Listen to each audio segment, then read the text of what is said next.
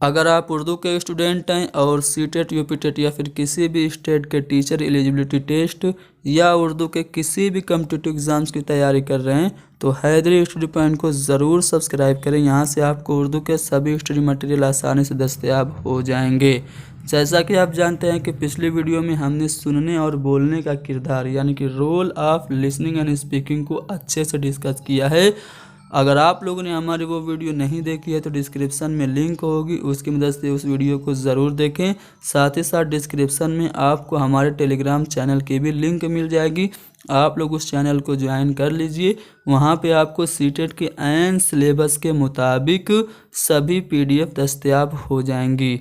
तो आज की अपने इस वीडियो में हम लोग सुनने और बोलने के किरदार पर मबनी कुछ अहम मारूजी सवालात यानी कि एमसीक्यूज़ को डिस्कस करेंगे जो कि सीटेट में पूछे जा चुके हैं। तो चलिए शुरू करते हैं। पहला सवाल, दर्ज झेल में से कौन तौसीई समाअत यानी कि व्यापक श्रवण जिसको हम लोग एक्सटेंसिव लिसनिंग कहते हैं की मिसाल हो सकती है।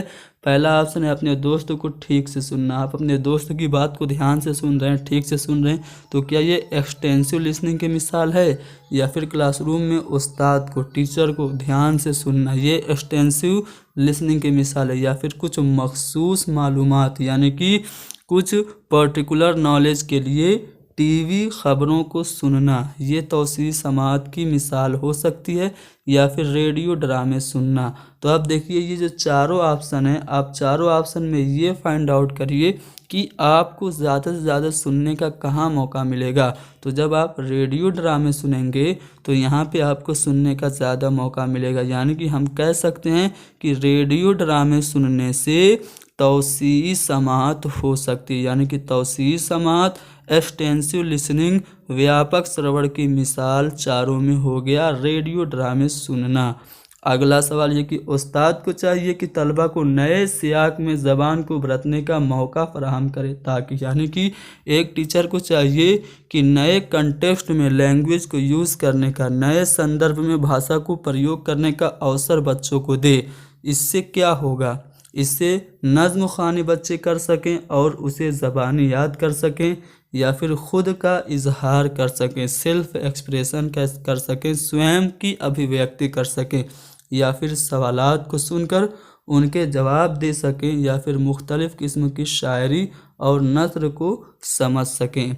तो नए सियाक में ज़बान को बरतने का मौका एक टीचर को देना चाहिए, इसलिए देना चाहिए ताकि वो इजहार खुद ही कर सकें, सेल्फ एक्सप्रेशन कर सकें। तो यहाँ पे हमारा बी वाला ऑप्शन सही होगा। अगला सवाल की दर्ज झेल में से कौन समाअत का मेयार नहीं है, यानी कि श्रवण कौशल की कसौटी और पैमाना कौन नहीं है? पहला है अल्फाज की हुदूद की शनाख्त, या फिर तलफ़ुज़, लबो लहजा, नशेबो फराज और तरन्नुम की शनाख्त, यानी कि जो प्रोनाउंसिएशन है, जो आपका उच्चारण करने का लबो लहजा है, जो उसमें उतार चढ़ाव है और जो आपकी लय है उसकी पहचान करना, ये समाअत का मेयार नहीं है। या फिर इस्तिराब को नज़रअंदाज करना, यानी कि जो परेशानी है उसको नज़रअंदाज करना, या फिर मुहतात रहना मगर नज़रें मिलाने से बचना। तो नज़रें मिलाने से बचना ये समाअत का मेयार नहीं है, इसलिए डी वाला ऑप्शन हमारा सही हो जाएगा। यानी कि आप पढ़ते हुए या सुनते हुए मुहतात तो हैं, ध्यान से सुन तो रहे हैं, लेकिन आप जिसकी बात सुन रहे हैं उससे आप नज़रें नहीं मिला रहे हैं, तो ये समाअत का मेयार नहीं है। अगला सवाल ये कि दर्ज झेल में कौन सी महारत रोज़मर्रा की ज़िंदगी में इंसानी तरसील की बुनियाद है, यानी कि दैनिक जीवन में मनुष्य का जो वितरण होता है वो किसकी बुनियाद पर होता है? यानी कि वो अपनी डिलीवरी जो करता है अपने आइडियाज़ की, क्या वो सुन के करता है, या फिर बोल के, या फिर पढ़ के, या फिर लिख के?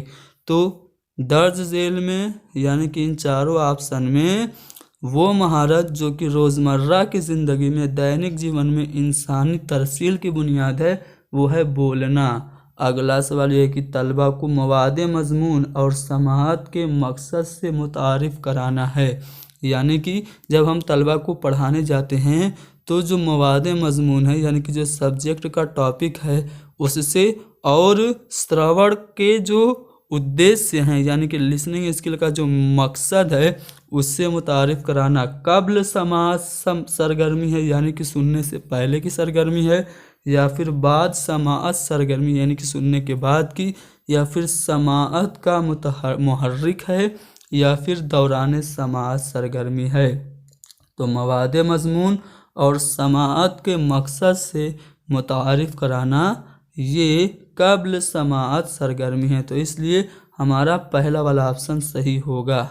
अगला सवाल आपके सामने है कि एक उस्ताद अपने तलबा से कहता है कि खाने के बारे में मतन पढ़ने से पहले खाने की आदात व अतवार के बारे में अपने दोस्तों से बातें करें। यानी कि खाने के बारे में जो यहाँ पे पैसेज लिखा है उसे पढ़ने से पहले आप खाने का जो तरीका है उसके बारे में अपने दोस्तों से डिस्कशन करिए।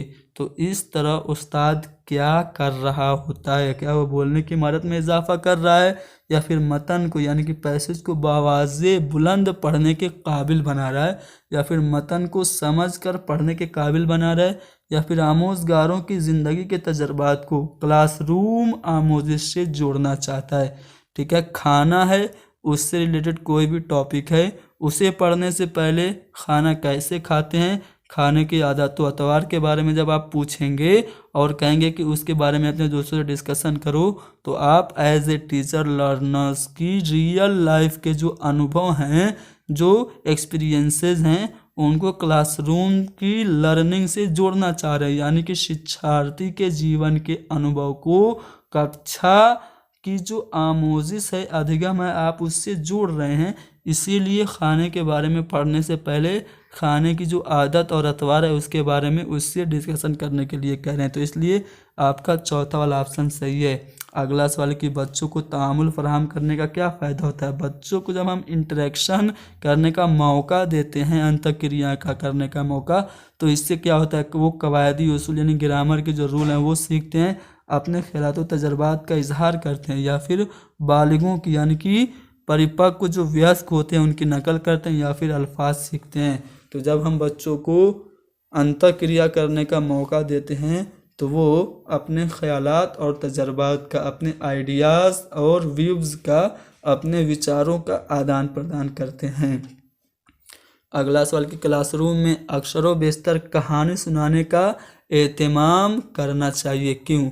अक्सर क्लासरूम में कहानियाँ क्यों सुनानी चाहिए। इससे अखलाकियात यानी कि मोरालिटी की तालीम होती है, या फिर यह ज़बान को मजमूई तौर पर पेश करती है। इससे मुश्किल अल्फाज यानी कि डिफ़िकल्ट वर्ड सीखने का मौका मिलता है। इससे तलबा लुत्फ़ अंदोज़ होते हैं। तो अक्सर व बेशतर क्लासरूम में कहानी सुनाने का एहतमाम इसलिए करना चाहिए क्योंकि यह ज़बान को मजमूई तौर पर क्या करता है, पेश करती है कहानी जब हम बच्चों को सुनाते हैं। तो अगला सवाल है कि बाज़ बच्चे क्लास में गलती के खौफ से नहीं बोलते हैं या बोलने से कतराते हैं, ये एक रुकावट है। मान लीजिए कि बहुत सारे बच्चे ऐसे होते हैं कि अगर मैं बोलूं तो कहीं गलत न बोल दूं, इसके डर से वो बोलते ही नहीं है। तो ये कैसी रुकावट है, तबई है या फिर नफ्सियाती है, माहौलियाती है, समाजी है। तो ये जो प्रॉब्लम है आपकी मनोवैज्ञानिक है यानी कि साइकोलॉजिकल है, जिसको हम लोग नफ्सियाती कह सकते हैं। ऐसा ही एक सवाल मैं आपसे करना चाहता हूँ कि राहुल कोई आपका एक दोस्त है, वो क्लासरूम में जब उसको खड़ा किया जाता है तो वो हकलाने लगता है, लेकिन अपने दोस्तों से वो खूब बातें करता है। दोस्तों से तो वो खूब बातें करता है, लेकिन जब भरे क्लासरूम में उसको खड़ा किया जाता है तो वो अटक अटक के बोलता है, हकलाने लगता है। क्या रीज़न है, कमेंट कीजिए और बताइए। राहुल पूरे क्लासरूम के सामने क्यों हकलाने लगता है। यही चारों ऑप्शन आपके जवाब में होंगे। तो आज के लिए इतना ही बस।